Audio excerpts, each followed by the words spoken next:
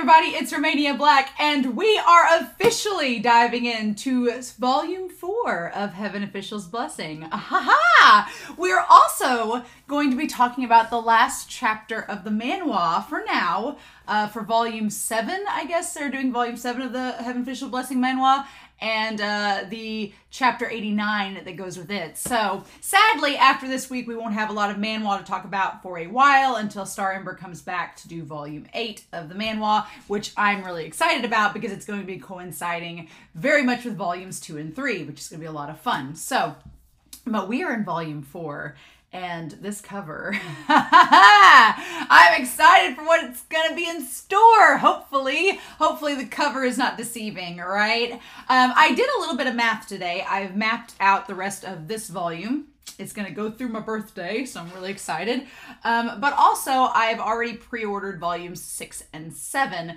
Volume 8, the last volume, is not on pre-order yet. And I don't think it's going to be for a while because Volume 6 isn't even going to get here till like May, and Volume 7 is not till September. But I already have Volume 5. So I did some math today, and I was like, it takes us about 2 to 3 months to get through a volume if we're doing, you know, a couple chapters at a time. So I figured out I'm going to finish this volume around May, which is about right.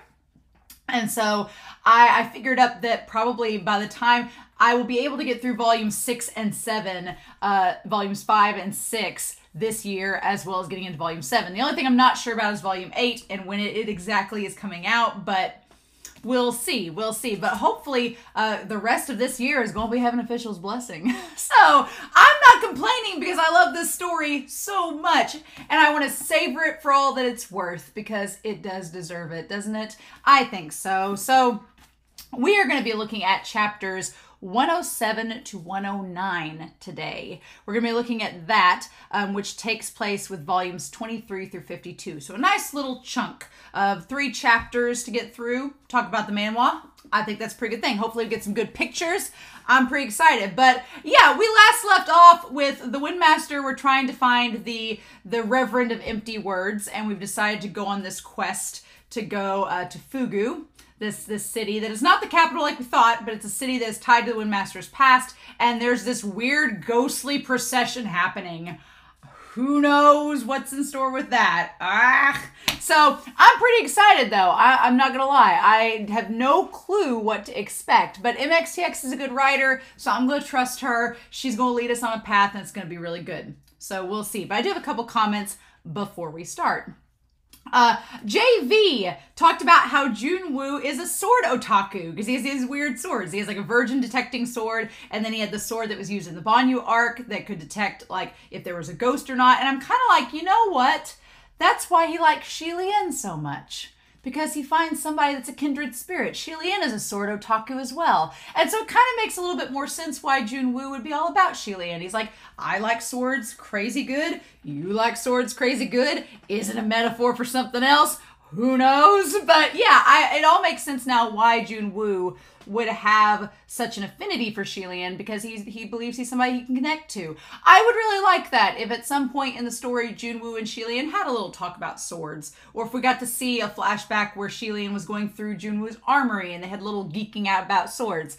I'm definitely a Hwa-Chang and Shilian shipper, but if you told me there was a cute little moment between Junwoo and Shilian over sword discussion, I'd be all right with that. I'd be okay. And so I do want to also talk about Sarah Linda's comment about the Windmaster and about the Watermaster, because several people have talked about like the Watermaster's reactions and why he's doing the things he does. And I want to clarify, I do understand the Windmaster is being the protective brother. The last chapters have revealed he's done a lot to try to protect his brother and keep him safe from the Reverend of Empty Words. And we were talking about like the whole thing about the Windmaster not wanting, the Watermaster not wanting the Windmaster to become in their female form. And Sarah Linda was talking about this to an extent that the Windmaster doesn't think that the Watermaster, rather, Shiwudu doesn't think that the Windmaster should become his female form again because he's gone to all these lengths to protect the Windmaster. So he's like, I've made it to where you don't have to become your female form anymore. I think there's a miscommunication between Shiwudu and the Windmaster. I think the Watermaster thinks that the Windmaster is only becoming his female form out of habit because that's what he did when he was a kid. And he's like, oh, you don't have to do that anymore. I've made it to where you can be yourself. I think the problem is the Windmaster likes the female form, and to the Windmaster, that is themselves. That is how they depict themselves. And so it's not them hiding or trying to change their appearance to hide from the Reverend of Empty Words. The Windmaster likes being a woman. And I think the Watermaster is confused and doesn't understand that. And that's where the disconnect is. And the Windmaster doesn't want to speak up and say it because they don't want to, argue with their brother. And so I think there's a miscommunication there. I do think the Watermaster may have the best interest in mind, but that type of character, I'm not on board with the Watermaster. I get why he's doing it, but I'm like, dude, your sibling is an adult. Let them become their female form if they want to, and maybe talk to your sibling and realize why they're doing it. They like that form, and that's cool if they do, right? But Sarah Linda also said it could be because the Watermaster and the Windmaster have been shipped like incestuously in the female and male forms, and he doesn't like that, so that's why he's like, stop, I don't want that reputation. That could be as well, but I do think that after thinking about it, there is a miscommunication between them, and I wish they would be able to, I wish the Watermaster could understand that I think the Windmaster just likes the female form because that's, to them, that's part of their identity, and he thinks that it's not. So it's a classic miscommunication trope. And then SQQLBH314 talks about how Eming and Rui are like dogs. They're like two dogs fight. It's like when two people move in together and their dogs fight over each other's affections. And then Function is just a cat. That's just like indifferent, like, I don't care. I really like that comparison. That's really fun. But yeah, those are my comments. All the other comments we pretty much talked about in the discussion. And so thank you all so much for commenting and for all the kind words. I really appreciate it. But yeah, I've poured myself a nice beverage and I'm ready to do this. I'm ready to see what properly Volume 4 has in store for us. Also special thanks to Reiki. Reiki on Patreon did a very kind thing. Anime Annie did it for the last volume, so thank you Anime Annie. And Reiki did it for this volume where they went through and took the table of contents and they marked out all the chapter titles and sent it to me so that I could plan out my volume of how many that I want in order. That's really helpful because it helps me plan ahead and gives me an idea of page numbers, and that way I don't have to look at titles and be spoiled. So thank you so much. I really appreciate it. But yeah, we're going to do chapters 107 to 109. I'm pretty excited and just see what this is all about, eh? So let's not waste any more time. We're going to dive right in and start Heaven Official's Blessing, Volume 4. We'll talk about chapter 89 whenever I'm done, but we're going to do that here in 3, 2, 1, and let's go. We'll talk about chapter 89 of the Manhua when we do the discussion, but we're going to start Chapter 107, Gods and Ghosts. Hear the tale of the blood-soaked fire social. Okay. All right. Like the Windmaster stomping down on his foot down on the table and rolling up the sleeves as if ready to charge down. And Shilian stopping him. No. Is it nothing even with eyeballs squeezed out? I like the Windmaster's like, they look pretty grisly. Should we do something? And then Shilian, what a rare opportunity to witness a bloody fire social. Oh, so Shilian's seen one of these before. Well, if you've roamed the world 800 years, you probably have encountered something like this. Interesting. Shilian is a cultured man, to say the least. Okay, different regions have different kind of fire socials. The bloody fire social is a special type, extremely rare. I've only heard about it. Okay, I've never seen it before. Their performances are gruesome and freakish, and their makeup artistry is an untold secret that isn't passed down. And they're getting to be fewer and fewer of them. Oh, untold secret, huh, you say? Makeup artistry, you mean that's fake? Well, it looks real. I thought they'd been transformed by evil. Ah, there are many talented people in the world. I like the Shilian sighing and all. There's just a lot of talent in this world, you know? I love that. I love that Shilian is just making note of, like, he's like, you know what, the human world, it's more special than people think. You know, you forget about that in the heavenly realm. All right, so not only did the weapons deeply embedded in their skull have weapons deeply embedded in their skulls, some had exposed innards and missing limbs. They were crawling on the ground, crying and howling. And there were a few carrying a large wooden sack with a woman hung on one of the beams, a rope wrapped around her neck as if she was hung to death. There then came two who were dragging the two legs of a woman. The woman herself had her clothes ripped in rags and her face dragged down on the road the entire way, leaving long trails of blood. Truly a vision from hell. Yeah, this is like very dedicated. It was clearly a performance done by humans. It was more horrifying than the ghosts of Ghost City. In comparison, Ghost City was almost like a bustling human market. Just how was all that makeup done? Even if Shelian had heard of this tradition at first glance, he'd almost thought it was the coming of ghosts. That's interesting that it's not as gruesome as the actual Ghost City. It's exaggerated. We have to go back to that. There were quite a few women and children who tried to squeeze in front of the crowd to spectate out of curiosity, but screamed from fright and backed away. Yeah, no kidding. Your Highness, didn't you say that the point of the fire socials was to celebrate? Who celebrates this? People are running scared, and those little girls are going to have nightmares. Do people feel happy watching these kind of performances? It was hard to tell whether people would feel happy after watching such performances. In truth, slaughter and the sight of blood did create excitement in people. Whether or not there was fear after the initial shock was over, a rush of adrenaline would be produced in the heart. There was a slang for the bloody fire socials such as this, called stabbing ecstasy. Once a person was stabbed violently to death, the heart would be filled with ecstasy. There was a thirst for slaughter deep in the heart of humans. Interesting. Okay, well, we're going to definitely get into that. Of course, Shelian didn't say much on the subject. Yeah, and watched intently. There was a pale-faced man dressed in black, his form tall but as skinny as a twig. His hand gripped a weapon, and he struck towards the head of one of the lavishly dressed performers.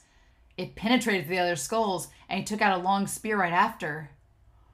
He hoisted up the other and hung them in the air, cruel and gruesome, as if it was a real murder were happening right there. The crowd screamed in waves of horror, and some cheered. I'm guessing they're enacting a tale. That black-clad man should be the protagonist, and the people he killed should be the antagonists, the villains. This entire story is expressing the defeat of the evil and proclamation of good. Lord Windmaster, watch closely. I am watching! No, I'm telling you to watch for the story. Watch for the characters they're performing and the kind of story it is. There must be a reason why the Reverend of Empty Words brought you here and picked today of all days. Maybe it was so you'd watch this bloody fire social. The black-clad man had a deep frown, looking to be in severe agony. While butchering hundreds of villains in the troop by himself, he himself was pierced by all sorts of weapons all over his body. At the end, he carried a number of mangled corpses with white bandages around their throat and lowered his head unmoving. It was an ending where all perished together. As one troop went past, another followed and continued to perform, and the parade cycled around thus. Have you figured out what the story was about? No, I don't think I understand. He's doing nothing but killing people.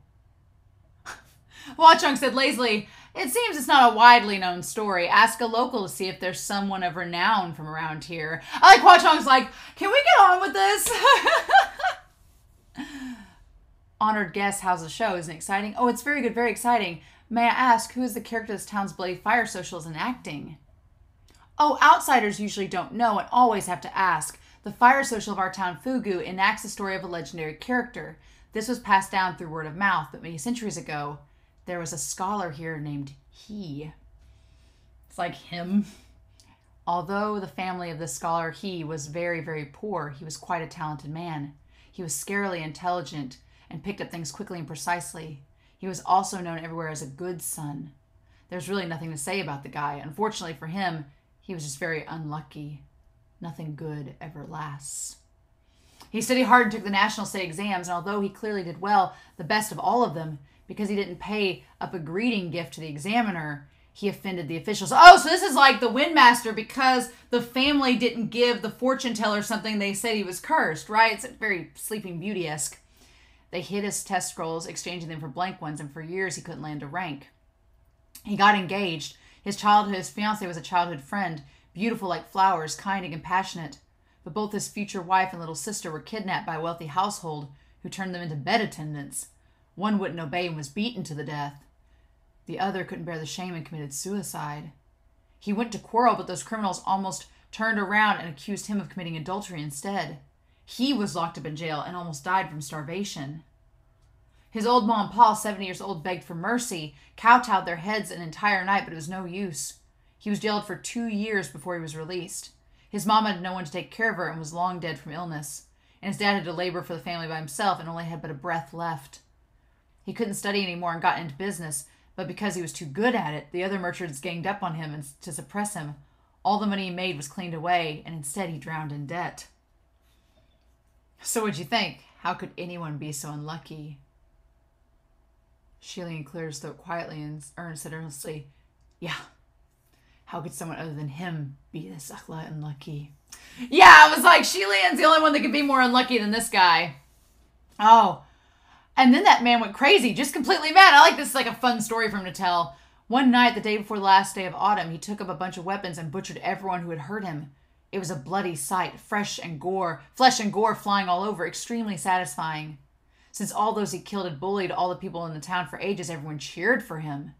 That's why every year on the day before the last day of autumn, they commemorate him with a bloody fire social. Pray, Lord Scholar, he watches over us and kill all the villains. Although it was supposed to be the defeat of evil and the triumph of good, it seemed like nothing ended well. Shelian saw the Windmaster had a face of contemplation. Do you have any thoughts? I have some baffling thoughts, but it's too confusing, so I can't put my finger on it. What about you, Your Highness? Could the Reverend of Empty Words be the scholar he in a past life? Past life? That's right. Monsters that are similar to humans are usually born from an individual's extreme grudge or obsession. I hear there's a monster in Dongying called the Bridge Princess. It was formed by a grudge of a woman. Some say it was from the grief of women who waited for husbands that never returned, and others say it was madness of jealousy. If the Reverend of Empty Words came from the misfortune of someone, it's not impossible to say it was formed by that person's jealousy of another fortune, or the hatred of his fate. Check for landmarks. Match the timeline, Ming. He said, we're gonna Sherlock this. Yeah! This needs to be verified. And to find out if this theory stood, they must investigate how many hundreds of years ago this scholar he character appeared. If this appearance was later than the earliest record of the Reverend of Empty Words, the theory would not hold. Another thing. Oh, well, dang it. What do you mean just in a booming voice? No! No! Just wait. Your closest family. Oh. Oh, it's the voice. Just wait. Your closest family, your bestest friend. They will all die tragically because of you. Oh, no, he's going after, no! Come the hell out, come out! But the performers all bore wooden expressions. No one cared for him, and they continued to march as if they were in a dreamlike state. The Windmaster was getting pushed around all over by the flowing crowd, and couldn't figure out who looked fishy. This one looked suspicious, and he whipped out his master fan and knocked them out, but then another over there looked more suspicious. If he struck wrong, it'd be a life on his hands. Hua Chong pushed the veggies he hadn't touched on his plate into a smiley face, never having looked up once. It's useless. It's too easy for a 1,000-year-old monster to hide its foxtails. I love that he's just sitting there playing with his food like... Amidst such a freakish parade, it was too easy for anything unhuman to infiltrate. Besides, the Venerables of Empty Words already took on the form of humans, never mind the Reverend, who was the strongest among all of them. Ming Yi jumped down and pushed the Windmaster out. The group had left the main street and was walking towards the Temple of Wind and Water. Qingshang's hand that gripped the Windmaster's fan was still trembling, but rather than fear, it was more from anger. A small pot of wine from the restaurant hung from his hand. After walking a while, he took a long drink from the pot before the seething redness of his eyes faded away. Mingzhong, maybe you shouldn't be my best friend for the time being. Wait till I've killed that thing first. Who's that? I've never been. Mingzhong, that's too much. Can you not turn your back on people so fast when things get tough? Oh my god. Oh, I think you'd best use these after all. Earplugs. The idea might be a little dumb, and it doesn't help the root problem, but it still works for the time being. As long as you can't hear, the creature can't do anything to you. I cast an array. The verbal password is, by heaven officials' blessings, no paths are bound. Let's just talk in the array if we need to talk to you. Okay. Oh, Gege. He looked over and saw he was blinking at him. His lips weren't moving, but his voice was resounding in his ear. Didn't you say you wanted to talk to me? You won't come to me, so I'm reaching out to you. Well, you're the one who set your password to something like that. Fine, my bad. Oh. Oh, the Windmaster adjusted the earplugs and saw the two of them were looking at each other, smiling without saying a word. Oh. Your Highness, Crimson Rain Salt Flower, what are the two of you doing? Did you exchange verbal passwords and now you're exchanging secrets? Ah! Nothing of the sort. Huh, you liar. Oh, I slipped a step. Oh, Sun Long, stop teasing me. I need your help with something. The two of them walked side by side, not looking at each other. What is it? Work with me to test and see if someone is the Reverend of Empty Words. Ooh, okay. Okay. Chapter 108, In the Temple of Wind and Water, Night Chatter to Discern Truth. Hearing this, Hua Chong turned his head and his eyes fell on Xing Qingchang and Ming Yi, who were strangling each other behind them. Him? Oh. How do you want to test?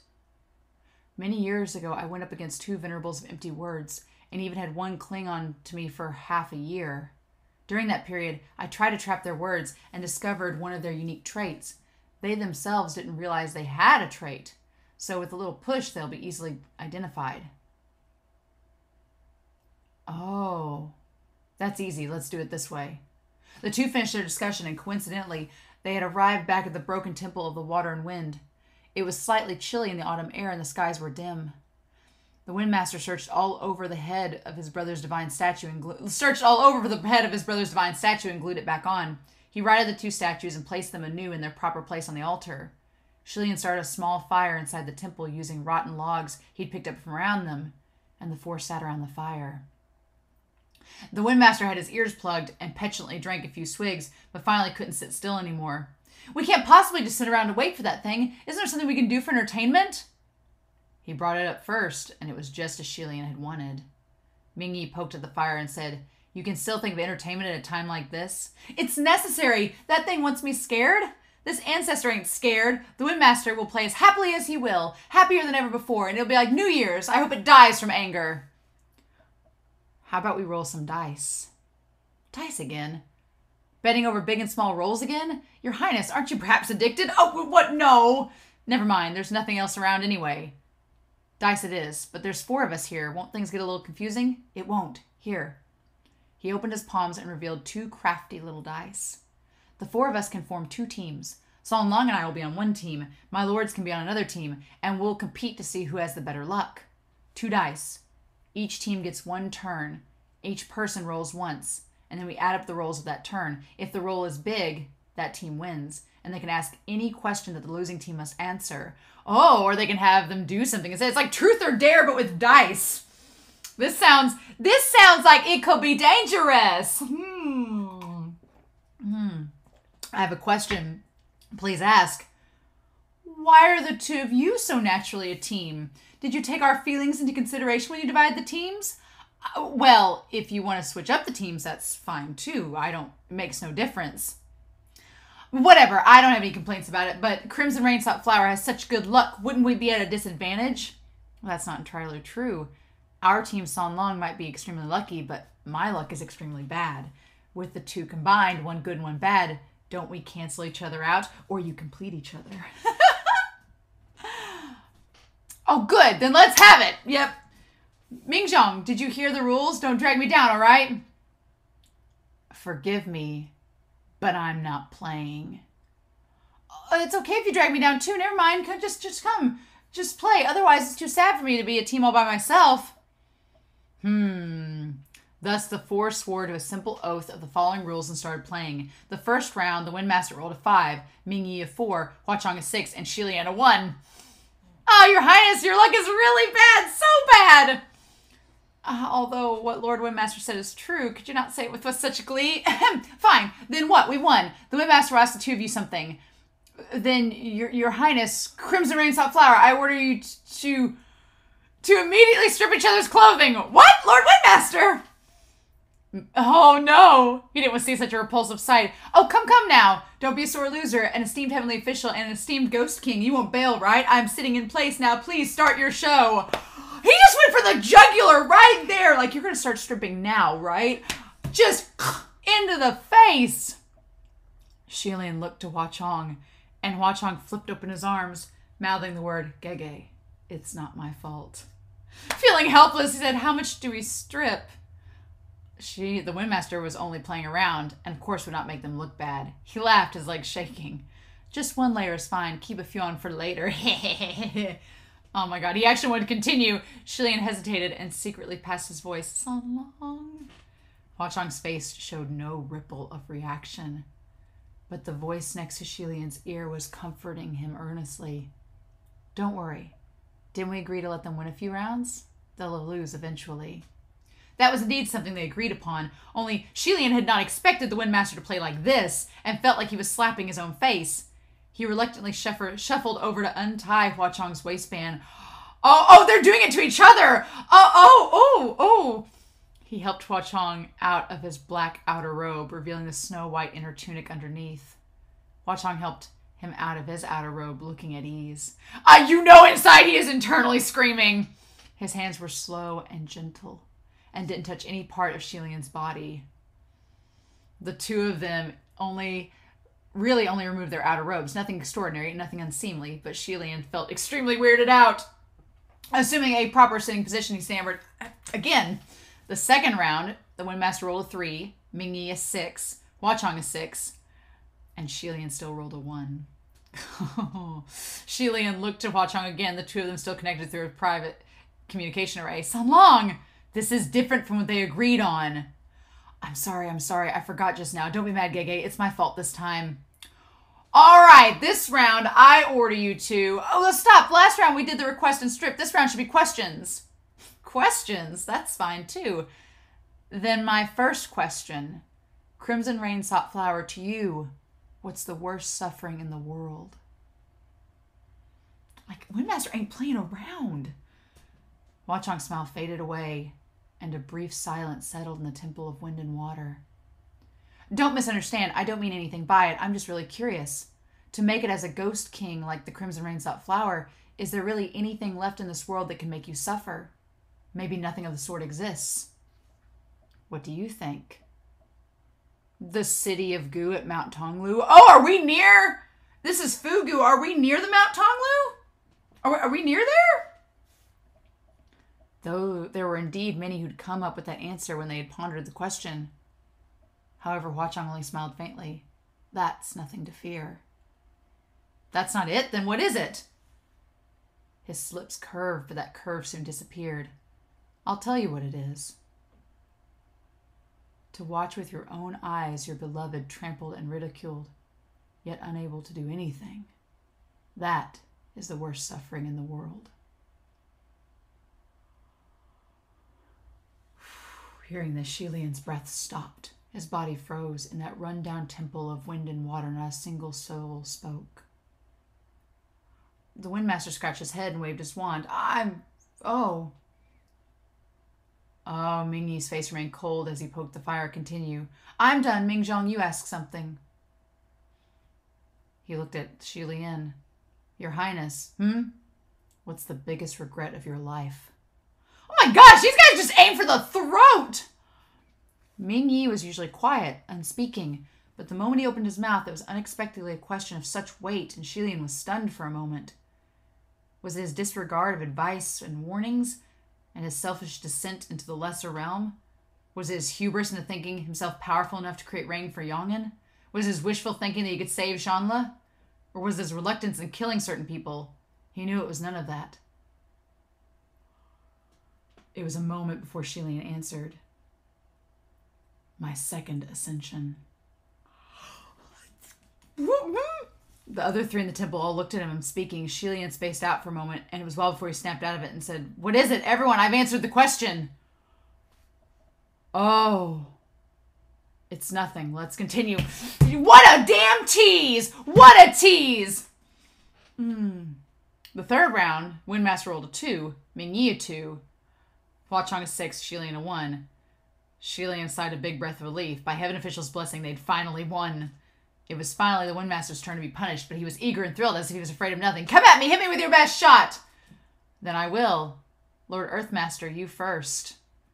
He turned to Ming Yi. My lord, please answer the questions I'm about to ask you properly, and please don't lie. Oh, don't worry. Ming Zhang is someone who doesn't even know how to lie. Very well. First question. Who am I? Your Highness, what kind of question is that? Aren't you you? Who else can you be? The Crown Prince of the Kingdom of Shanla, Shilian. The second question. Who's the one sitting next to me? The Lord of the Ghost City, the Crimson Rain-sought flower. Then the last question. Who's the one sitting next to you? Your Highness, what are you two playing at? Who am I? I'm the Windmaster. Lord Earthmaster, please answer. This time, Ming Yi didn't answer as fast.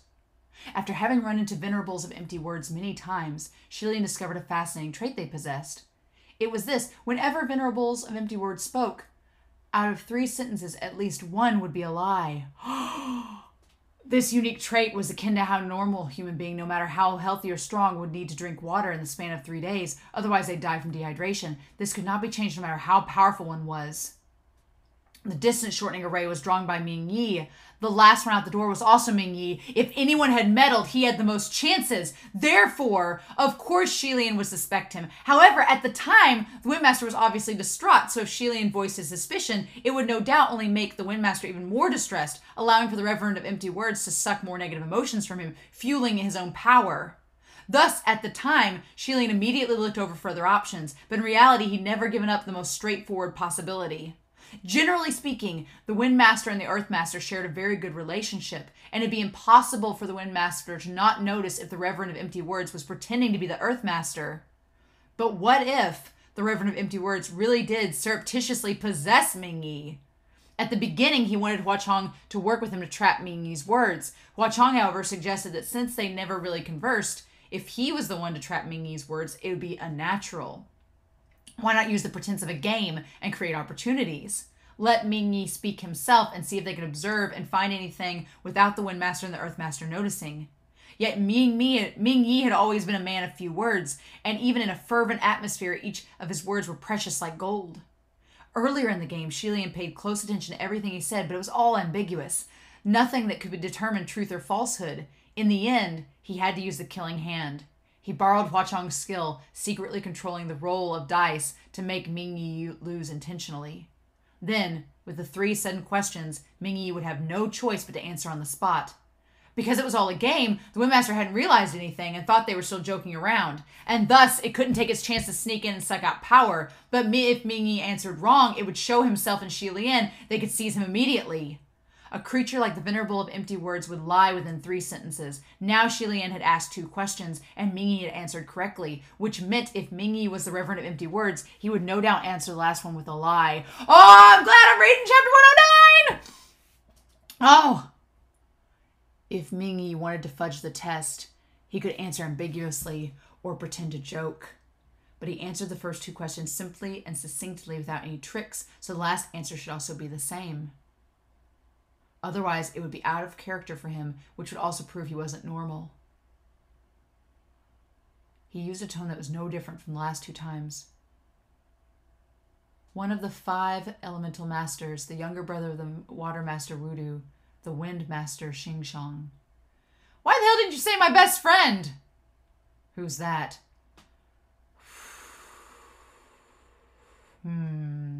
As aforementioned, although the Reverend of Empty Words was called Reverend, it wasn't a real man of cloth with any holy spirituality. As long as it remained classified with ghosts and demons, it would never be able to escape from the unique traits of its kind. 3 sentences had been spoken, and all 3 were undoubtedly true. So it seemed there was nothing amiss with Ming Yi, except unless Shi Wudu and Shi Qingshang were not real blood brothers. But such an unbelievably shocking turn of events shouldn't be possible.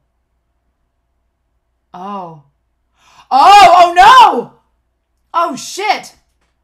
His hand went out to grab the Windmaster's throat. They moved to fend the hand off, 3 hands fast as lightning, so intense it made the Windmaster leap to his feet. What are you doing, Ming Zhang? Oh, Mingyi glared at Shilian intently, speaking with a dark voice. You asked 3 questions, but in the last round, I only asked 1. Lord Earthmaster, please think back on the rules carefully. I never said you could only ask 1 question per round. Oh, very well. Then I'll add to my question now. Who are you? Didn't you already answer this question yourself earlier? Perhaps I answered wrong. Otherwise, His Highness, please explain the need to set up this game so suddenly and his reason for asking those 3 strange questions. Lord Ghost King is skilled in the art of manipulation, but to use it on petty entertainment seems to be rather unnecessary. Well now, as long as I feel like it, I'll use it however I will! It must be said that while Shilian and Huachong saw Mingyi as suspicious, Mingyi too thought them equally suspicious. From the moment Mingyi suddenly struck, they had spoken through their lips and stopped using the communication array. Oh, so does he think they're it too? He thinks they're the Reverend as well? Oh. Stop, Oreo, stop right now. Tell me what happened. Otherwise I'm gonna butt in too! Oh. Move, stop adding to the trouble. Just then an eerie breeze blew past. The flames of the small campfire the 4 were surrounded quivered with the eerie wind, dancing wildly, silhouettes and shadows illuminated by the flames, flickering madly, such that even the 2 divine statues on the altar seemed to be smiling, but not crying, but not exceedingly creepy. Something's here. Mingzhong, can you be nicer to me? No time. Look at their eyes. The 4 looked over and saw that on the smiling faces of the 2 divine statues hung 4 lines of blood. From the eyes of those clay divine statues streamed bloody tears. Divine statues that had been blessed in ceremonies and worshipped possessed certain repelling powers against evil. Even if there were no measures to ward off evil, they typically couldn't be defiled and abused by non-humans. The Reverend of Empty Words was certainly powerful. Shi Qingshang was still here, and it made the statue of the Windmaster cry blood tears before the Windmaster himself. They were going thicker and heavier, dropping to the ground and gathering into a twisted, complex form. What is that thing? Is it a drawing? Oh, no. He couldn't make Shilian snapped out of it. It was an upside-down word. Don't look, it's written for you. Mingyi struck out his palm, and boom, both the traces of blood on the ground and the 2 divine statues were blasted. Oh, Mingzhong, you can't let my brother know about this, otherwise he'll never forgive you. To destroy a heavenly official's divine statue was to be extremely disrespectful of said heavenly official.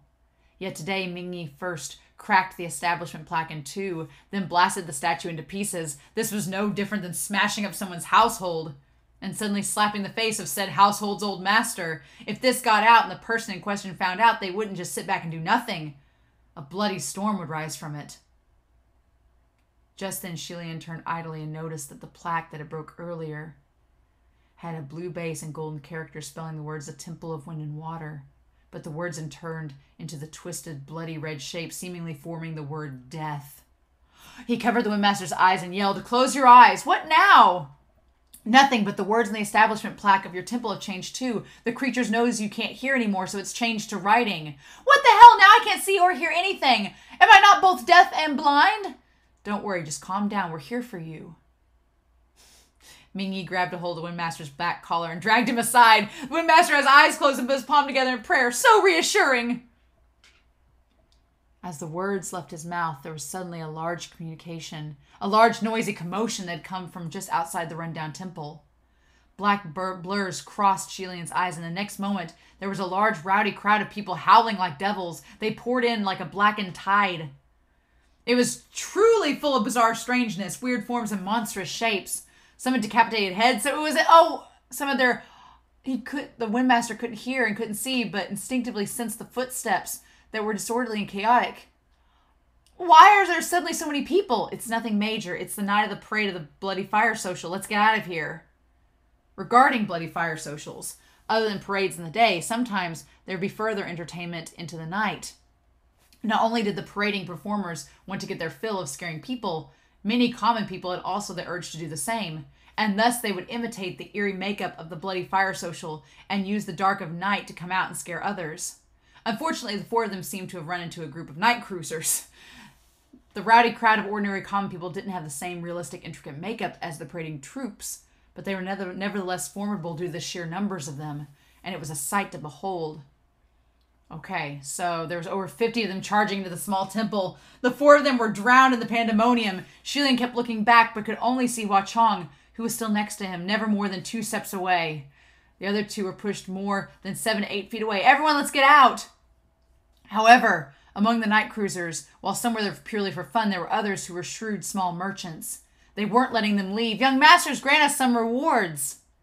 We worked so hard to dress up, it'd be fun if you could grant us some rewards. Yeah, it ain't easy for us either. It's only once a year thing. If you don't reward us, watch out for the old ghost master who will come and haunt you.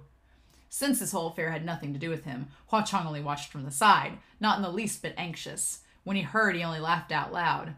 Well now, I'd like to see what kind of ghost dares come knocking at my door. I'm like, Hua Chong, right now? Just then Shilian swept through the crowd. He saw the edge of a pale-faced hanged ghost. It was smiling creepily as it wrapped a rope around someone's neck. It was riotous all around. Everyone was covered in blood, their faces askew, endlessly enacting, you kill me, I'll kill you. You're dead now, I'm dead now. And oftentimes there'd be someone who would wail and fall. It was hard to differentiate the real from the fake, but Shilian's instincts told him that that person wasn't right, so he threw out his arm. Rue flew out and struck the hanged ghost squarely on the head, and sure enough, the ghost wailed and turned into a wisp of black smoke, fleeing through a small crack in the ground. No one had noticed, but Shi Lian had saw everything clearly. Everyone be careful, something here is mixed within. Compared to earlier, there seemed to be an added cloud of evil within the Temple of Wind and Water. It naturally wouldn't be the Reverend of Empty Words, but some little minions that had come from who knows where. Having played around pretending to be ghosts for so long, there would for sure be a day when real ones would be attracted. To have them show up right now, it really was adding oil to the fire. Okay, so it's just something all different in itself. There were too many people, too much chaos. Heads knocking heads, feet stomping feet. It was too difficult to determine who was the essence of evil and where it came from. He grabbed Hua Chong and ran out of the Temple of Wind and Water. He was about to ask for the others, but he found he couldn't. His power was almost depleted, and with no power, he couldn't enter the communication array. Oh, San Long, please lend me a bit of your spiritual power. I'll pay you back later. Of course, his I'll pay you back later was nonsense. He had never been able to pay back any powers he borrowed. Until now! All right, Hua Chong said and extended his hand to hold Shi Lian's. I'm glad we're holding hands. He could feel faintly warmth passing over. It just so happened that a few bloody individuals came running out of the temple straight for him. The last one behind, who was dropping innards as he ran, face full of livor mortis, gave off a faint essence of evil, and without thinking, Shi Lian raised his hand to blast a shot from his palm. A booming sound came from that explosion, was heard at the same time a blinding white light flashed. It was only after a good moment before Shi Lian came to. The place where the ghost with the cut belly was mixed in with the crowd had only a mound of black ash residue remaining. As for the Temple of Wind and Water before them, the entire rooftop was blown away. The rioting night cruisers in the temple still frozen in shock from the booming sound of the white light. Shi Lian raised his head to look at the Temple of Wind and Water, now missing a roof, and then looked down at his own hand. He slowly turned to look back at Hua Chong standing behind him. Hua Chong smiled. Was that enough? Ah! It was. Actually, really, just a little bit would have been fine. That was a little bit. Do you want more? You can have as much as you want. Oh! He immediately shook his head. Before he had borrowed spiritual power from Shi, Qingchong, Nanfang, and the others, and they had lent very generously. However, Shi Lian had never experienced such a feeling, as if all the blood in his veins had turned into electricity, and it was charging through his body. If it could be said that powers he borrowed before to be economized and saved, taking one bite at a time, afraid to waste them, then now he felt like he could eat a full bowl and throw away 10 others and it wouldn't be a problem. The powers Hua Chong passed on to him were too great, filling his entire body. It was to the point where Shi Lian was almost afraid to move, scared that with just a wave of his hand, something else next to him was going to explode. Lord Windmaster, where are you? I've left the temple, but I don't see you. Oh my God, Your Highness, why did your voice suddenly get so loud? I left the Temple of Wind and Water too. Oh! I'm having trouble controlling this. How did you leave? Are you all right? How else could I have left? Ming Shang pulled me out. Thank goodness I wasn't trampled to death by that crowd. Oh. Soon after, Ming Yi's voice also sounded in the spiritual communication array, but his words froze the small smile that only surfaced on Shi Lian's face. That wasn't me. Oh my God. It wasn't, no. Who pulled you away? No! Oh no! No! Oh shit, no! No! Oh damn it, like, chills. MXTX, no, stop, no. Oh damn it. Oh no, no. No! Okay.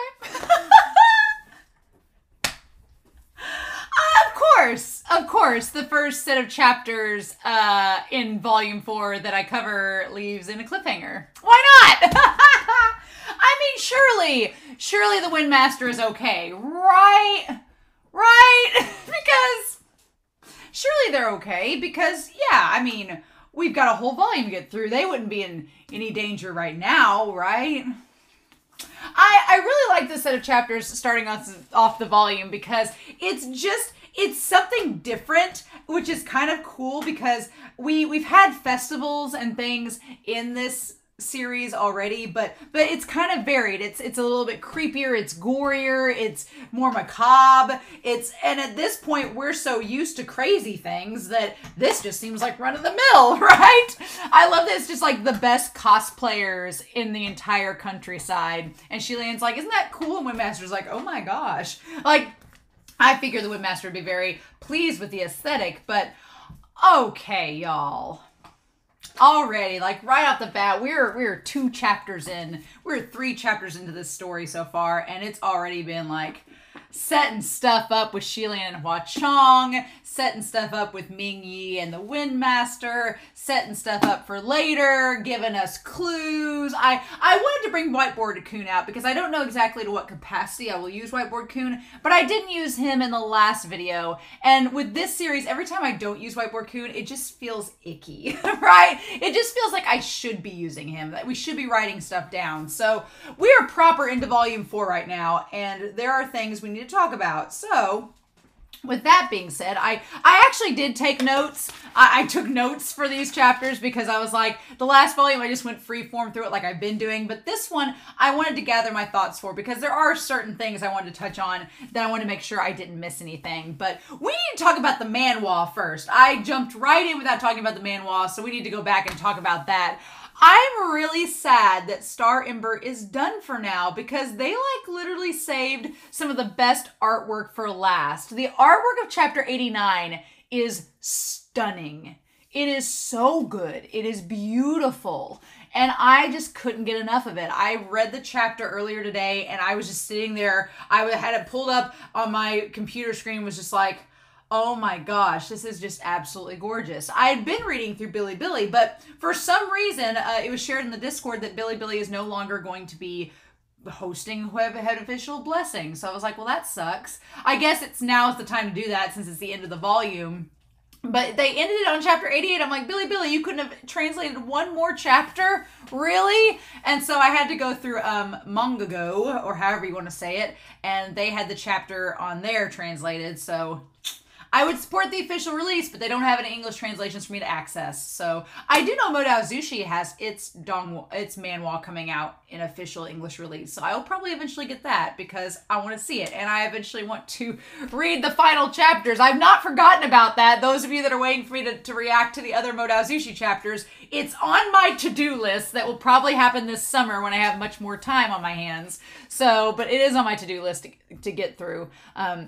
And actually sit down and read. But with the manhwa with this chapter, really, really good. I love the level of detail that Star Ember does, like on the facial expressions of Shilian and the Windmaster. They look really good in this chapter. And then just the level of detail on Iming, that sword, like all the silver details and everything. I didn't get a chance to do a screenshot. I didn't see the need of it to do a screenshot of Feng Xin, but you kind of see the sword that Shilian pulls out. It's really cool. And well, maybe it's not Feng Xin, but he pulls the sword out that he's been using, the one they uses to separate Hua Chong and Lan Chanchu. But the Iming details with the eye, beautiful.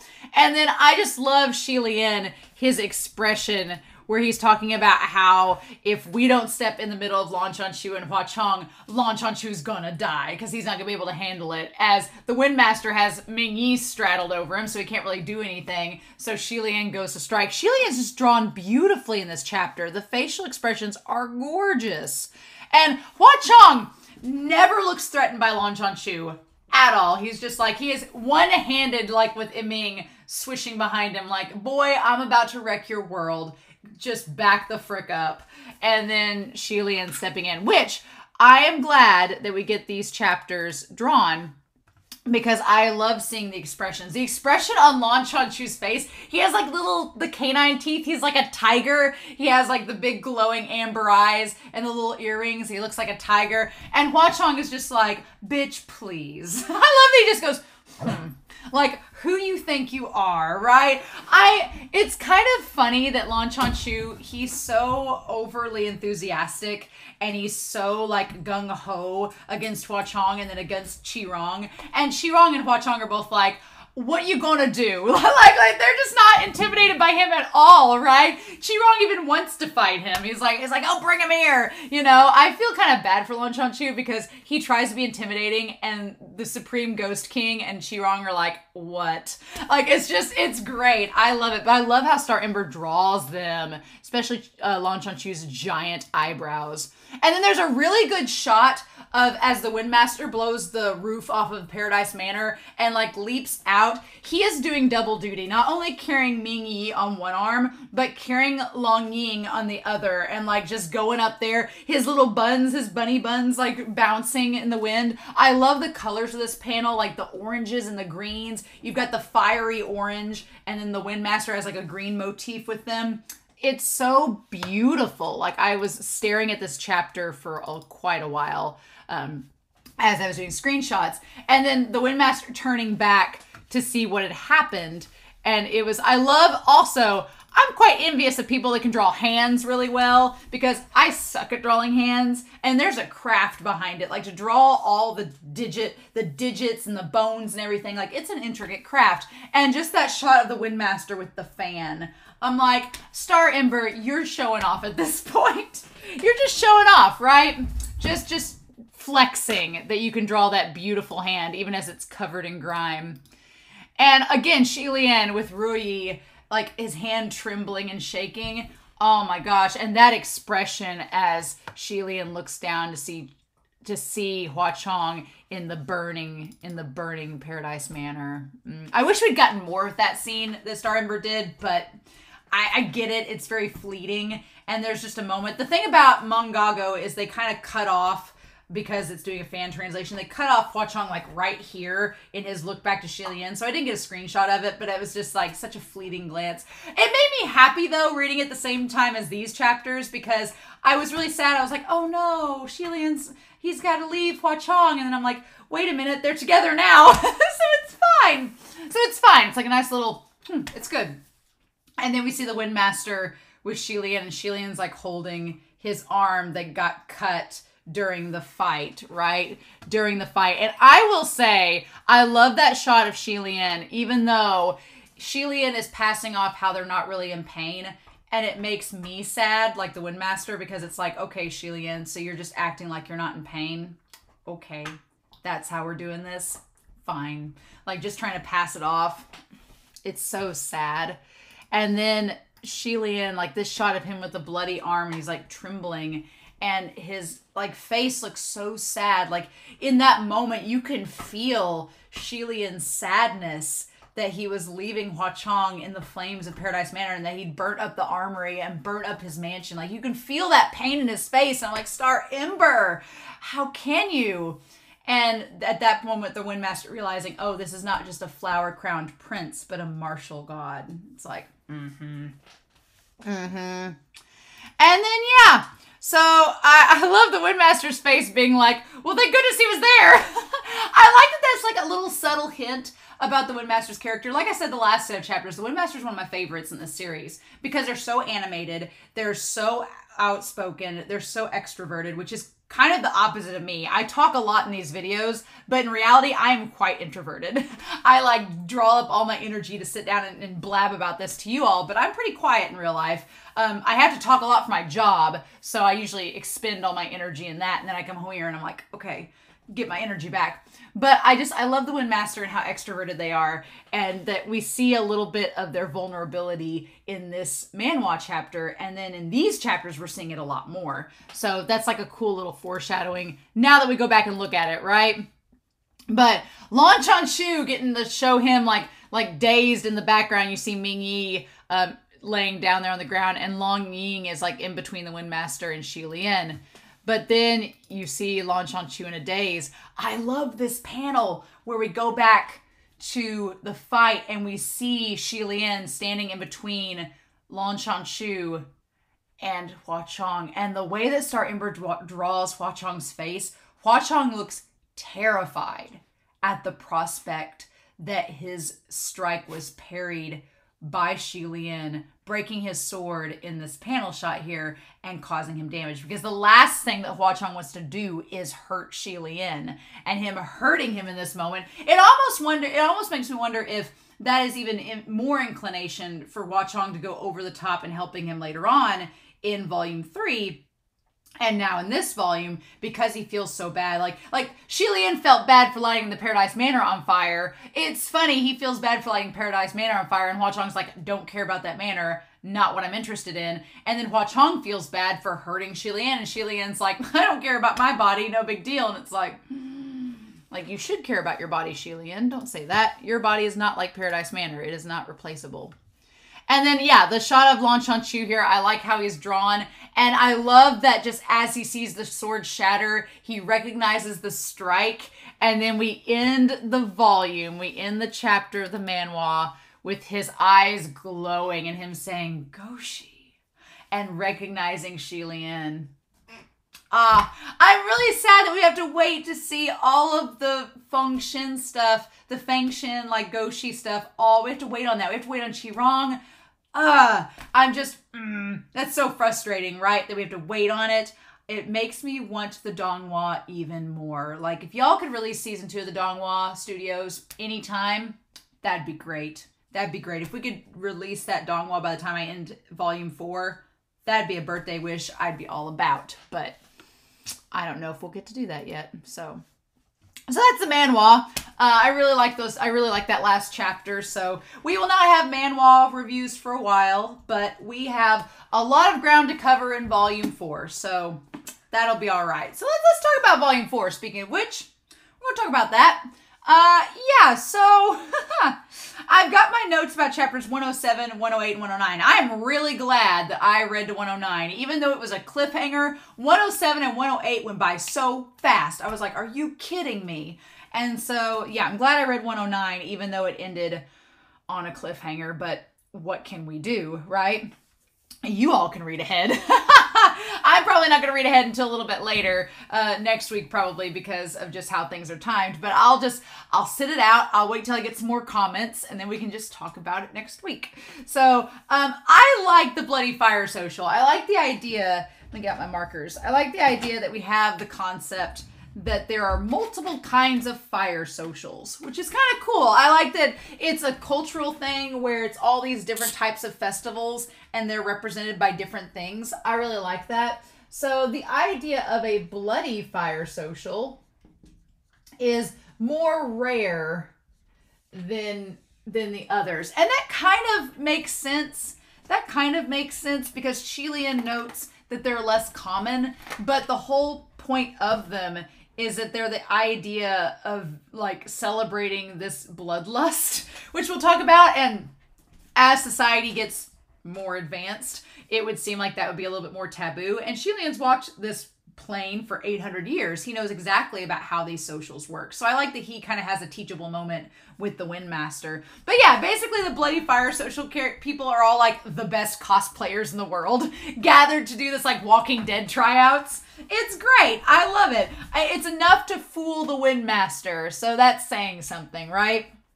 And I love that idea that Shi Lian says, the Windmaster's like, well, how knew there could be such great cosplayers? And Shi Lian's like, there are many extraordinarily talented people in the world. I like that Shi Lian, if we talk about him in this, we're going to put him up here. Shi Lian has this connection to the simple beauty of the mortal realm. That's one thing I love about Shilian's character, is that he's not, you know, like the posh heavenly officials, but he's a very humble and modest person. And it's so fun to see Shilian like come more and more out of his shell with us, the audience, and we learn more about him. It's angsty as hell, and a lot of it's really painful, but I like that we're learning more about his character and knowing he comes from such posh background, but he's such a down-to-earth person who appreciates the mortal realm. I love that. I love he's like, you know, you guys don't underestimate the power of mortals. We all were ones at times, right? Before, right? So the Ghost City, I also like this idea that the Ghost City is tamed by comparison. So the Ghost City is quote unquote tame compared to the Bloody Fire social people, which is kind of fun, right? Because yeah, in the last couple chapters when Shilian and Hua-Chang go on their date in the Ghost City, it's kind of like just like gory, macabre, Spirited Away. It's like a little, they're all just like quirky spirits, and they're kind of like gross and kind of like creepy, but it's not malicious. It's all very almost innocent, right? It's almost played up like a gag, how like gaudy it is. Whereas this is gory and visceral and violent and grim, and it makes the Ghost City almost look like a parody of itself. That's how crazy it is, right? But the idea that Bloody Fire socials are meant to kind of celebrate, they're meant to celebrate the bloodlust of an individual. So basically like someone that has like committed this big grand act of violence and we're celebrating them, which is kind of interesting because it reminded me of like the whole idea of ascension. The idea of ascension is that you didn't necessarily do something good, you just did something great. So that something great could be a big massacre of an entire city, kind of like Pei Jr. So it's the idea of celebrating this lust for slaughter, right? And the idea is that deep in that there is a thirst in human hearts for that. And Shilian doesn't want to dwell on that thought too much. And I thought that was interesting because Shilian says he's not saying too much on this. So my two instant go-tos with that emotion for him is, one, I think back to him and Chi-Rong when they were in the catacombs and he was about to like kill the man that had Chi-Rong possessing him. Like that's how close Shilian was to killing him because he just let that lust for slaughter take over. But really what we're going to talk about here is the idea, and I'm going to put it right up here, is the other thing that I thought of was the second ascension. Which, damn it, MXTX, what a big freaking tease. What a tease. That's all we get. We get one line about the second ascension, and I'm like, I'm getting ready to find out something really cool, crazy, like a breadcrumb, a morsel, like a shaving, anything. And MXTX is like, we're just going to name drop and then move on. And I'm like, are you freaking kidding me? Are you kidding me? That does give me hope that maybe in this volume we find out about the second ascension. It's the halfway point after this volume, so maybe, possibly, but probably not. Probably not, right? We're probably not going to find out about it. We'll talk about the second ascension, though. But that's what I maybe wondered, if the second ascension was a time when Shilian had bloodlust in his heart and wanted to kill. He was only ascended for 30 minutes, and he went after Junwoo. Maybe, like, did he have a bloodlust for Junwoo? And if so, why? And that later led to regret. We'll talk about that later, but I'm just going to put that up there for now. We'll talk about it when we get to the truth or dare round. I was like, MXTX, you're the cruelest torturer in all of existence. Why are you doing this to us? But in any case, so Shilian doesn't really want to think too much about it, but the individual that they are celebrating the Bloody Fire social for is a scholar named He, which I know that is a Chinese name. It is nothing but he, if you speak English, he is a pronoun for a man. So it's just like, it's more of a pronoun than a name, at least in the US and in English. So I always think of there's like, usually if there's a big villain or someone really ominous and scary, he's called him or he. They don't get a name. It's just a reference to the pronoun. Like it's he who shall not be named, or just him. You know, if I'm thinking Powerpuff Girls, the devil was called him. And it's like, yeah, so Scholar He is the one. But what a crazy story about him, that he is the unlucky man in this story. I got a lot of Modao Zushi vibes with the whole waiter serving them food and drinks while telling them the gossip around the town. Very Modao Zushi vibes going into this, which I liked a lot. But yeah, Shilian even saying, damn, this guy's luck is maybe worse than mine. At first, when they started telling the story, I was like, oh, is Shilian the Scholar He? You know, like it's just another persona that Shilian's taken on. But no, he seems like a totally different person, and they kind of acknowledge that. But for this man to be even more unlucky than Shilian, that is quite a feat.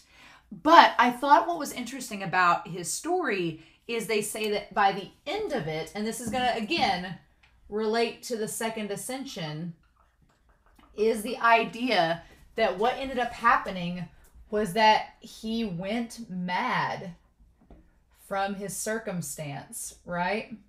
He went mad from all of the unlucky things, like his wife and her sister both die. Like the wife's beaten to death and the sister commits suicide. He loses his job. He loses everything. He went mad from the circumstances and killed his bullies and killed everyone that had wronged him in the past. And for a second, going back and taking notes, I was like, well, it's a good thing Shilian didn't do that, right? I was like, oh God, it's a good thing Shilian didn't go crazy from the madness and try to kill everyone, because he's a really strong cultivator. Could have done that. And that made me think that maybe with the second ascension, maybe he did go mad.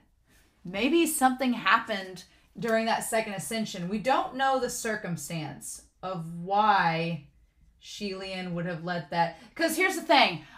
When he tells his greatest regret is the second ascension, it's not what, now that I'm thinking about it, it's not what happened afterwards. Afterwards, what happens is he fights Junwoo. He gets up there and fights Junwoo and immediately descends, right? But I don't think that's his regret. Although it could be. Fighting Junwoo could be a regret, because Shilian's like, you were just doing your job and I fought you, and so maybe I do regret. Maybe that's the regret. Or maybe it's the whole ascension as a whole. But it could be that that's not his regret. The regret he has is the reason he ascended, and then also the aftermath. We don't know what he did to ascend the second time. It just had to be something great. So could he have gone mad and killed a bunch of people? I don't know. We're going to talk about that alongside with what Hua Chong says. But we're gonna get to that. But yeah, in the moment reading that, I was like, well, it's a good thing Shilian didn't go crazy and try to kill us all, because it seems like he could possibly do that. But yeah, so we'll talk more about the second ascension. But they have this theory that this Scholar He could be the Reverend of Empty Words. They think that maybe the reason that he brought them back to this specific time, this specific place, is to connect to the fact that he's the Reverend of Empty Words. The Scholar He has become that. Also, I think that's kind of interesting that it's establishing that they're a Jinx ghost. And so thus they were like a grudge-holding person. Okay. So they were once human too. Good to know. We can go with that. We can work with that. But yeah, they decide that they want to verify to see if the timelines match up. Like, okay, does this guy's whereabouts and when he was around match what could work for the Reverend of Empty Words and the Windmaster's timeline? Can we connect all these things together? That's what they're trying to figure out as we move forward. But I just love that MXTX has a storyline going, like, okay, we got a plan, we're going to verify timelines, we're going to find him, and then before we could even get started, MXTX is like, okay, now let's turn left.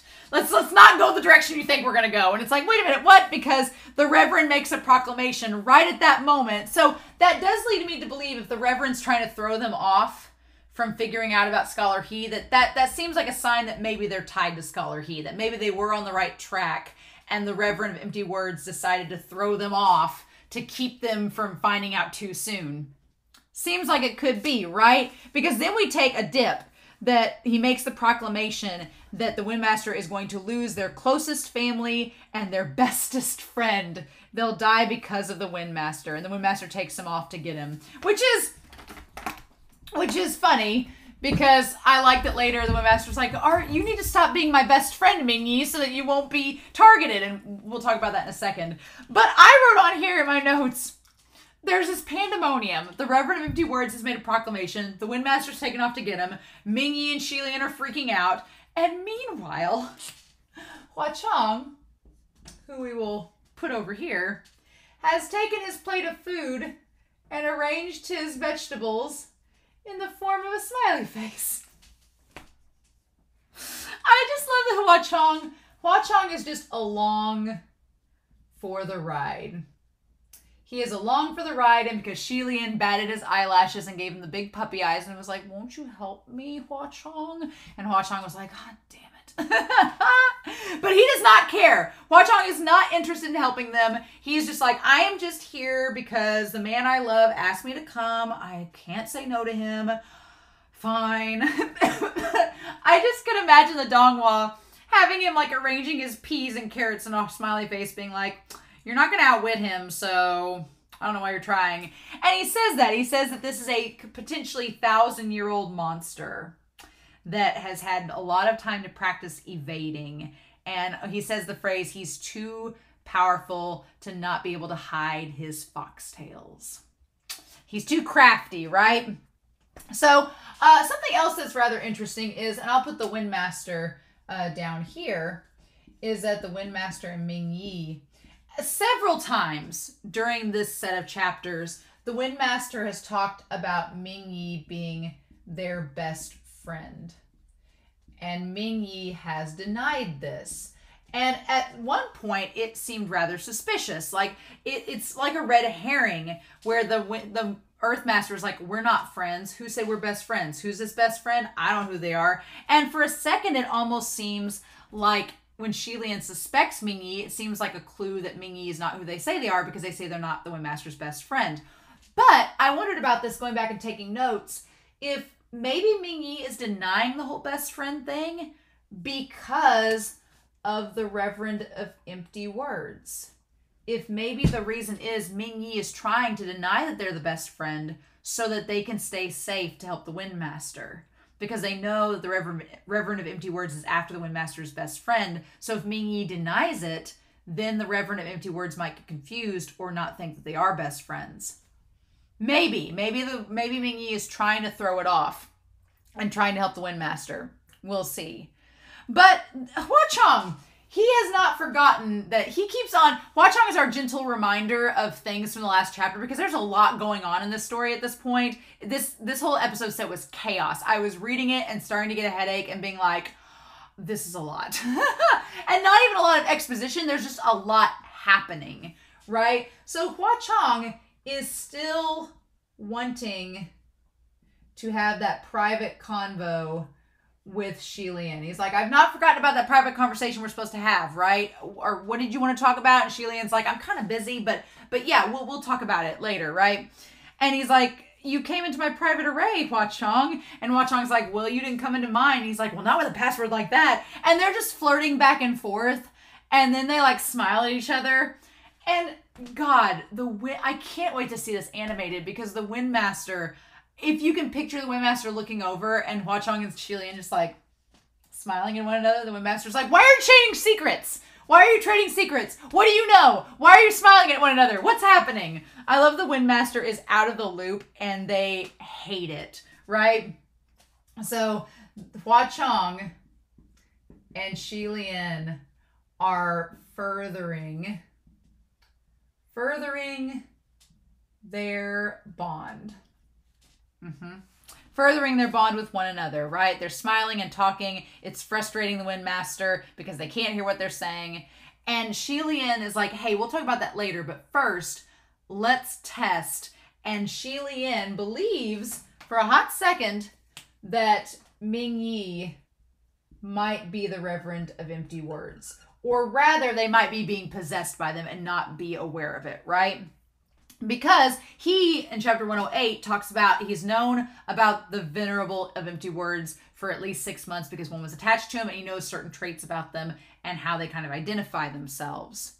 And so this whole point here, once we get to this Ming Yi part, it kind of throws off the whole scholar he. We kind of abandon the scholar he point for the rest of the chapters. So I'm just waiting for us to go back to it, if we even do. It seems like one of MXTX's red herrings being like, I'm going to throw you off the trail for a little bit, then we're going to circle back around. Don't worry. We'll get back to it. But they decide to play the game, right? It's basically truth or dare. Truth or dare with dice. And honestly, I kind of want to play this game now. I was like listening to the rules being like, that's actually a really fun way to play truth or dare. I kind of like that. I want to do that in the future. I want to get on teams and do that. That would be actually really fun. So, which truth or dare, Windmaster does not mess around. Windmaster's the Mario Party person you want on your team because they're going to go for the jugular right out the gate. And I was like, holy shit, you're having them strip like right now? Like in round 1? But yeah. So this whole part of chapter 108, I freaking love it. Because Shilian's like, okay, we're going to just, him and Hua Chong have decided we're going to let them win a hand, lull them into a false sense of security, and then we'll spring our trap and get Ming Yi cornered so that we can question and see if they are a Venerable of Empty Words. But Windmaster didn't come to play. They're like, if I'm telling a scary story, it's going to be super scary. And if I'm playing truth or dare, I'm going to give you a truth and a dare to consider. But even before they get to that, the Windmaster's going to figure out that Shilian likes Hua Chong. I am not going to be surprised if the Windmaster is the one to make Shilian realize that he likes Hua Chong. If the Windmaster's like, dude, you like him. Here's all the reasons I've been seeing the last volume. And Shilian will be like, oh, because the Windmaster's like, why are you two instantly on a team? How come? And the thing about it is, I was ready for Shilian to try and defend Hua Chong by saying something along the lines of, oh, well, I figured I'd be on San Long's team because Ming Yi and Hua Chong don't get along, clearly, so why would they be on a team? So it had to be me. I was waiting for him to defend and use that as an excuse. But instead he goes the route of saying, oh, well, it's our luck. He's like, Hua Chong has really good luck, but I have really bad luck. So we balance each other out. And I'm like, you complete each other, basically. Right? I was like, yeah, sure, balance out. We'll go with that.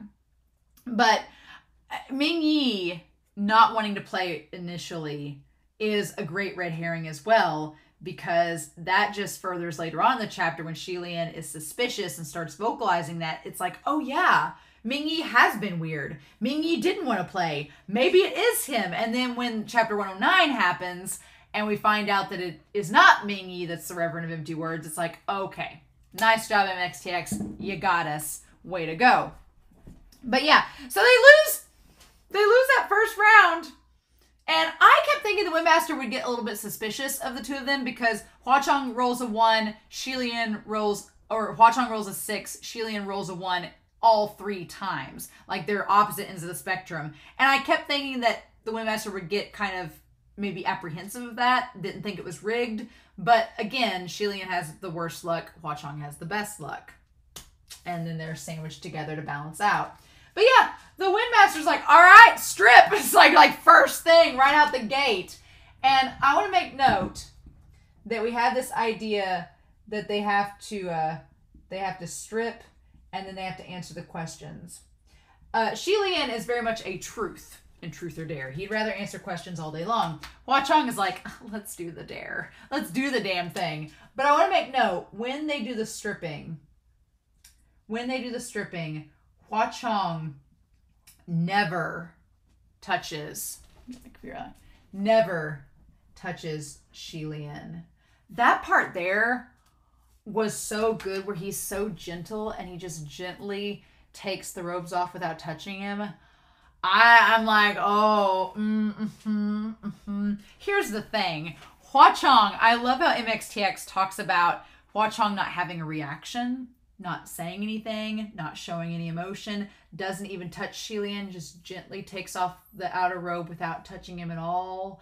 I'm like, that is some foreplay. I'm like, no. One, that is like, I am imagining Hua Chong being like, once I go, it's on and I'm not stopping. I'm like, that is some level of control, because I feel like Hua Chong, if he didn't do it that way, I'm ready for it, y'all. I'm ready, because I'm like, Hua Chong is being the most patient, the most considerate, the most sincere.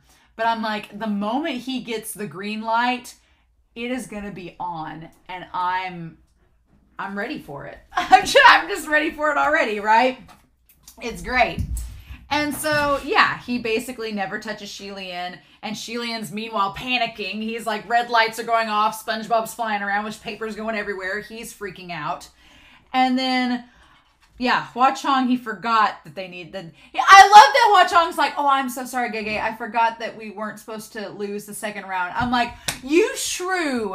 I'm half tempted to bet that he wanted to lose the second round, being like, so we're going to strip another layer? like he was just waiting for the Windmaster to be like, okay, strip again. And this time Shilian's like, no. Let's answer questions instead.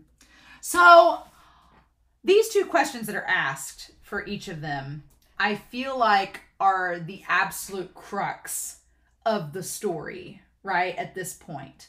Because you have Hua Chong being asked what has been the worst he's ever suffered. Yeah, the worst suffering.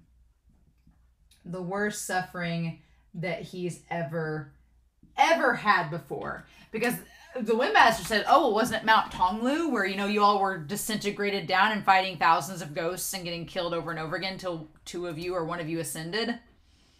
And Hua Chong says that's nothing. The idea that entire ordeal that has frightened the heavens to its core is nothing to fear is very telling. And I believe Hua Chong's being serious. And so Windmaster's like, well, then if that's child's play, what's the most you've ever suffered? And I like the Windmaster. They're kind of curious. Like, Hua Chong is this ghost supreme. So at this point, what could make a ghost like him that's that powerful suffer?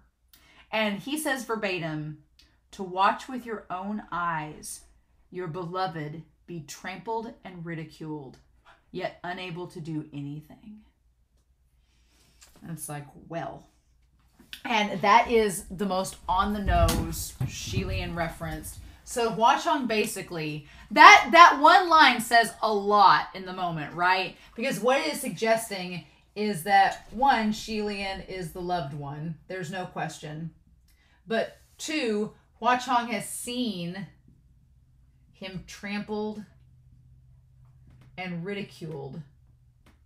He's seen that happen to him over these years, right? He's been there. He's seen it. But the big thing about it is the line unable to do anything. What? And as I say in every video, I don't want to know. We're going to find out. It's the mystery, right? It's a big mystery at this point. But unable to do something, that means that something has prevented him from being able to act.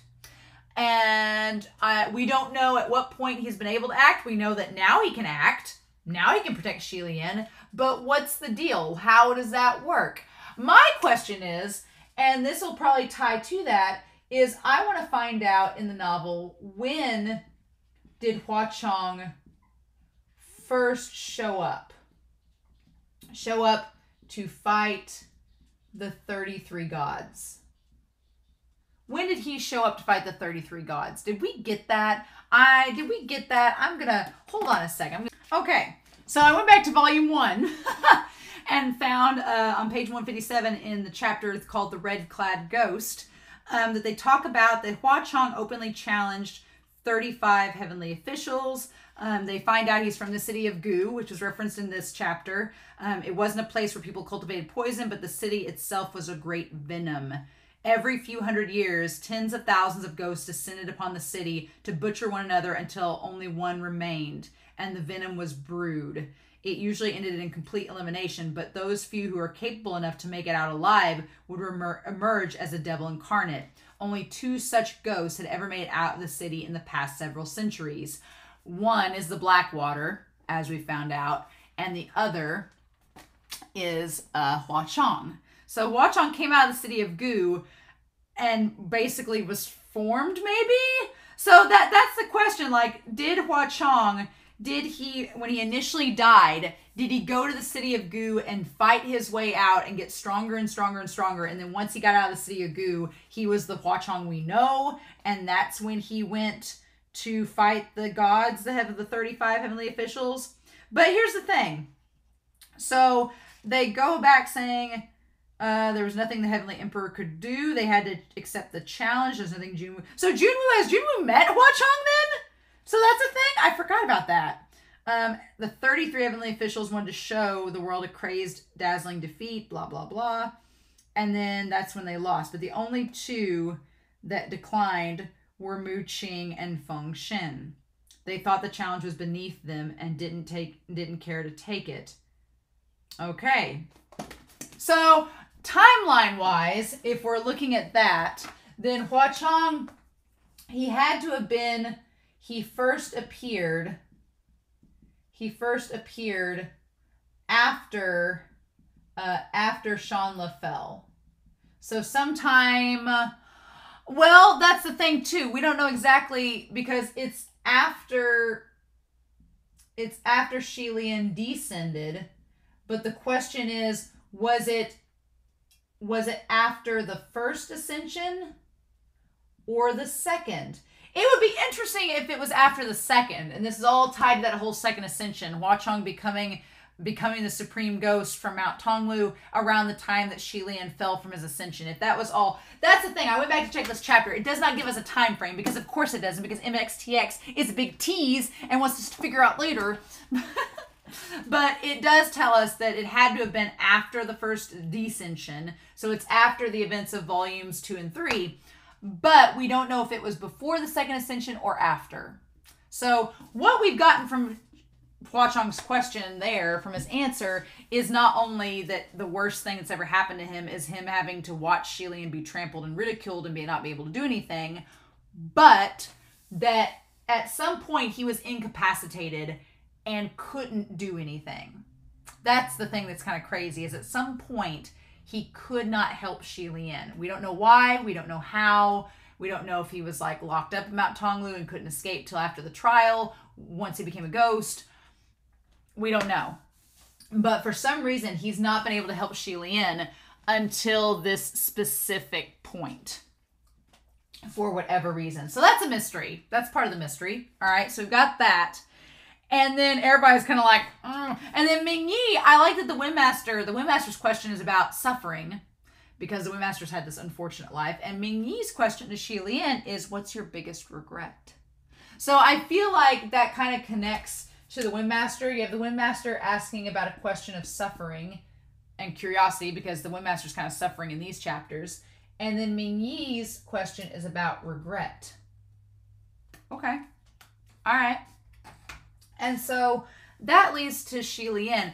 And the thing about it is, the thing that makes the second ascension so incredibly tantalizing and mysterious is that Shilian goes through all of the basic run through of the events that happened in volumes 2 and 3. Shilian's like, Shanla falling, Shi Rong and losing my entire family, my dissension after Shanla fell, not being able to water the place of Yongin, all the stuff that happened in volume 2 and 3. No, that's not my biggest regret.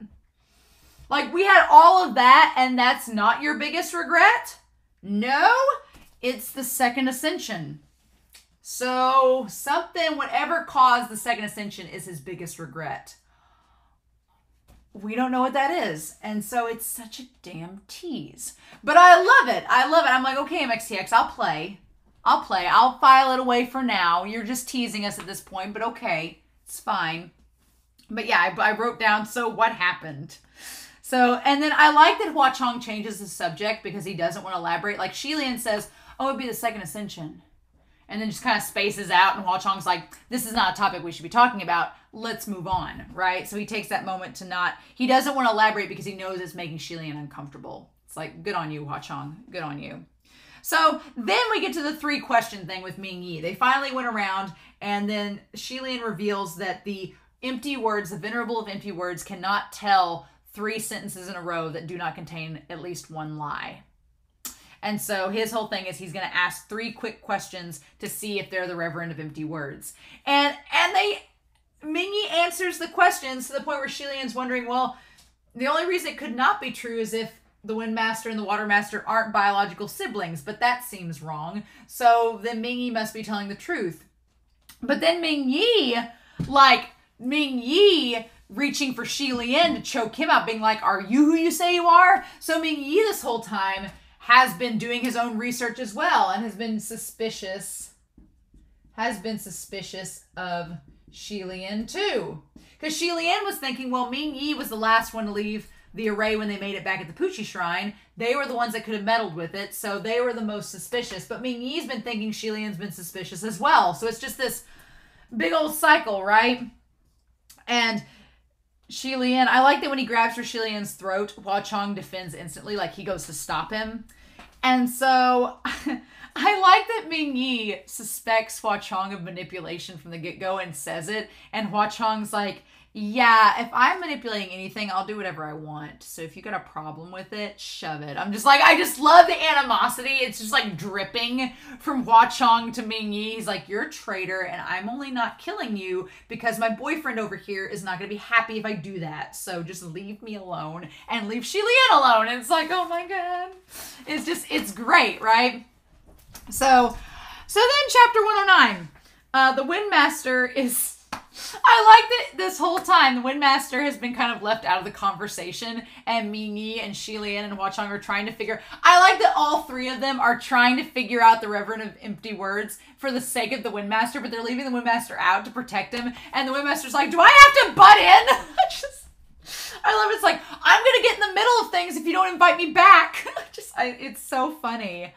And then that's when the breeze goes through, that ominous wind, and we see the 2 statues in the temple crying blood, and there's something there. I'm like, just the creep factor enters in at that point, and I'm like, MXTX, what are we doing?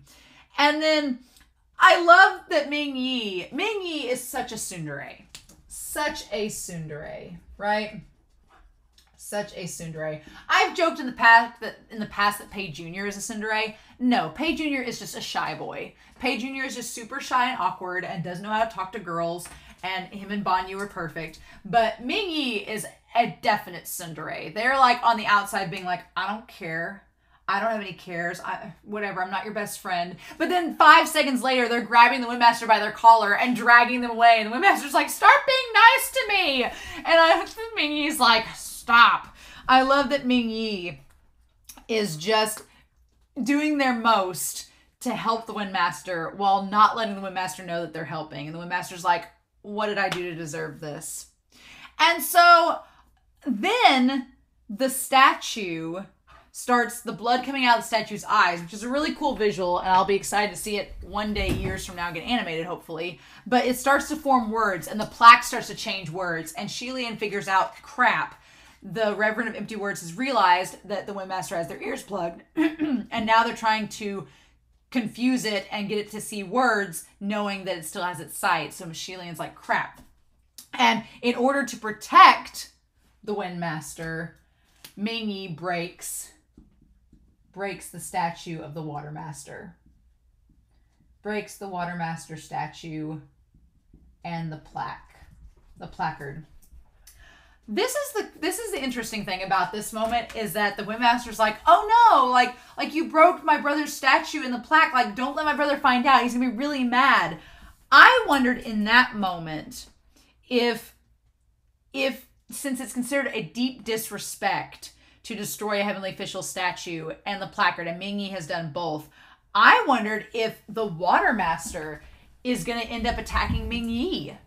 The Water Master had said earlier on in several chapters ago, he had kind of gotten onto the Wind Master saying, don't put yourself around anybody that's unfavorable. And that seemed like a veiled reference to don't hang out with Ming-Yi and Shilian because they're bad news and they bring misfortune. And Wind Master's like, I can counter it, it's fine. They're besties. So I'm going to wonder if the Water Master is going to try to attack Ming Yi, and that's going to make the Wind Master be like, no, leave my bestie alone, and it's going to try to fulfill part of what that Reverend of Empty Words said to him. But I'm like, Ming Yi, I feel bad for Ming Yi because I can see the Water Master, as judgmental as he is and as hyper overprotective as he is, just completely getting on to him without the proper context. And so, but Shilian asks the Wind Master to cover their eyes and ears. And on the flip side, on the one hand, that's great because it keeps the Wind Master from seeing or hearing the Reverend of Empty Words. But on the other hand, it makes it very super convenient for them to get taken by them. Which by the end of this chapter, it's like, no! So then the night cruisers show up like a Philadelphia riot after a football game. They just show up being like, we're here to wreck shit. And it's like, why? And it's just like a party night cruisers. They're just going around like trashing the place. It's like a moving party that just goes throughout the town wrecking stuff.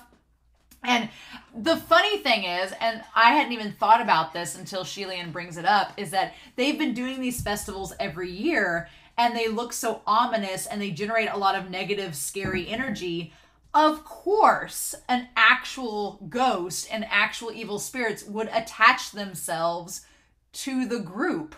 That makes all the sense. And it's like, yeah, Shilian starts to notice that there's actual ghostly spirits attaching themselves to this party group. And it's not the Reverend of Empty Words. It's just literally bad spirits. So in the midst of this chaos of these like 50 partiers rushing in to mess up the temple, in the midst of all this chaos, Shilian's trying to keep track of the Wind Master, keep track of Ming Yi, keep track of Hua Chong, and then sort out the evil spirits. And it's just pandemonium. At this point, I was like just wanting to do this with my head being like, oh my God, this is insanity. But yeah, and then all the crowds are like, hey, give us cosplay merits. Look at all the great costumes and stuff we did. We deserve some awards. Pay us.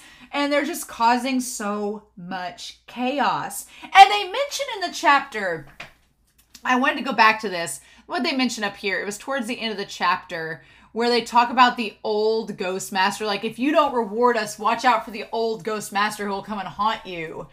And Hua Chong had been watching from the sidelines since none of this affects him. But then when he heard that, he laughs out loud saying, I'd like to see what kind of ghost would knock at my door. Like, oh, bring it on. Who's going to show up? I'm like, I'm kind of curious if the old Ghost Master is going to be like of any significance, or if it's just the crowd, or if it's the venerable, maybe it's the Reverend of Empty Words is the old Ghost Master. Maybe that's it. Maybe that's who it is. But Hua Chong ain't scared. He ain't scared of no ghosts. Like, play that Ghostbusters theme song. He ain't scared. And then I like that Ruyi is still getting to be of use in these chapters, like going out, strangling the evil spirit, the smoke popping up. It's great. But Shilian running out of power, it makes me so frustrated because knowing how strong Shilian probably is, and that we wouldn't have nearly the troubles that we do if he was just able to use his spiritual power and wasn't shackled. Because he's still shackled. He's still got 3 on him, right? 3 cursed shackles, at least 2. At least one on his leg and one on his neck. But I'm like, if he was able to use full strength, we'd be fine. But we can't have nice things, apparently. He's running out of power. And then Shilian's like, Hua Chong, I hate to ask, but I need to use a little bit. If you can lend me back your spiritual power, I'll pay you back later. It's like, that is not the thing you tell Hua Chong. First of all, I'll pay you back later. And he's like, of course his I'll pay you back later was nonsense. He'd never been able to pay anybody back for the powers he borrowed. Here's the thing. I'm very curious about this paying back. I'm curious how that's going to go down because here's the thing. In any other BL story, paying back would be like, Shilian be like, I don't have any money. And in any other BL, I could see like the other character being like, well, you don't have to pay me back with funds. You can pay me back with your body. Like one of those moments. But here's the thing. Hua Chong is so reverent of Shilian and so respectful of him that I don't think his paying back is going to equate to that. Now, could something happen between them, like a kiss or something in the future, and Shilian believes that it's Hua Chong asking for the payment back? Maybe, but I just can't see Hua Chong being the type of character to go that route of like making Shilian do something for him to pay him back. I just can't see him doing that, right? Because he's waited all this time and been so respectful all this time of Shilian that I can't see him waning for that. But Shilian might pay him back in the future thinking that he owes him something. So we're just going to put a pin in that. Just put a pin in that. I'll pay you back from some of your spiritual power later and see where that goes. We'll just do that. But I do want to make note that we get them holding hands. They hold hands to transfer the spiritual power. Like we've had a kiss. We're holding hands. We exchange numbers. We're going through the romance motions. We are building that up, right? We've been on dates. We're having this nice chivalrous relationship. This courtship is growing, right? And that's all Shilian needs is just to hold hands to get the power.